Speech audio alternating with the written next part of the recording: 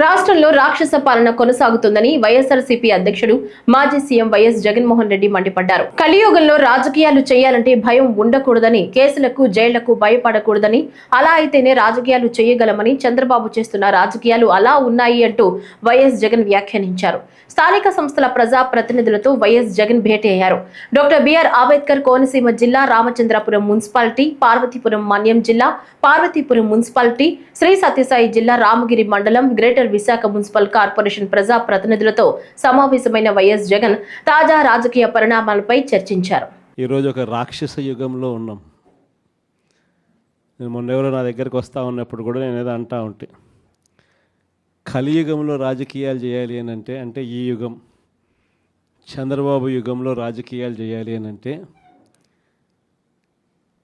ఈ రాజకీయాలు చేసేటప్పుడు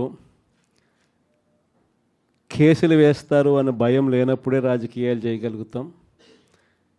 జైళ్ళకు పంపినా కానీ పర్వాలేదు చంద్రబాబు, నిన్ను ఎదుర్కొంటామనే ధైర్యం ఉంటేనే రాజకీయాలు చేయగలుగుతాం. అలా ఉండగలిగిన తెగువ ఎవరికైనా ఉంటేనే రాజకీయాల్లో ఉండగలగాలి, చేయగలగాలి అనేది మాత్రమే ఈ కలియుగంలో మనం నేర్చుకుంటా ఉన్న పాఠం అని చెప్పి చెప్తా ఉంటాం. ఈరోజు నిజంగానే రాజకీయాలు అలానే తయారయ్యాయి. చంద్రబాబు నాయుడు ఈరోజు చేస్తూ ఉన్న రాజకీయంలో కనీసం 1% కూడా మనం ఆ రోజుల్లో ఎప్పుడు చేయలే. ఆ రోజుల్లో మనం ఏ ఒక్కరికి కూడా ఇబ్బంది జరగకూడదు అనే ఆలోచనలు చేశాం. ఇన్ఫ్యాక్ట్ నాకు బాగా గుర్తుంది, తాడిపత్రి మున్సిపల్ ఎలక్షన్లు జరుగుతూ ఉన్నాయి. మనం రాష్ట్ర వ్యాప్తంగా మున్సిపాలిటీలన్నీ మనం స్వీప్ చేసినాం. రాష్ట్ర వ్యాప్తంగా జెడ్పీటీసీలు స్వీప్ చేసినాం, ఎంపీటీసీలు స్వీప్ చేసినాం, సర్పంచ్ స్థానాలు స్వీప్ చేసినాం. మున్సిపల్ ఎలక్షన్లలో కూడా మనం ఓడిపోయింది బహుశా రాష్ట్ర వ్యాప్తంగా ఒక 2 మున్సిపాలిటీలు మనం ఓడిపోయినాం. అందులో తాడిపత్రి ఒకటి.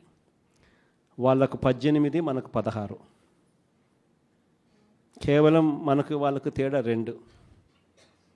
మన ఎమ్మెల్యే వండుకొని అన్న 2 తేడా ఎత్తేద్దామన్నాడు.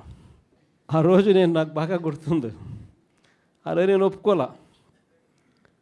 మన ఎమ్మెల్యే అయినని కూడా నేను హౌస్ అరెస్ట్ చేయించిన. మన ఎమ్మెల్యేని నేను హౌస్ అరెస్ట్ చేసి ఎన్నిక జరిపించి తాడిపత్రి మున్సిపాలిటీ సవ్యంగా జరిగించి చివరిగా తెలుగుదేశం 18 వాళ్ళకు, 16 మనకు న్యాయబద్ధంగా ప్రజాస్వామ్యబద్ధంగా ఎన్నిక జరిగింది ఆ రోజు.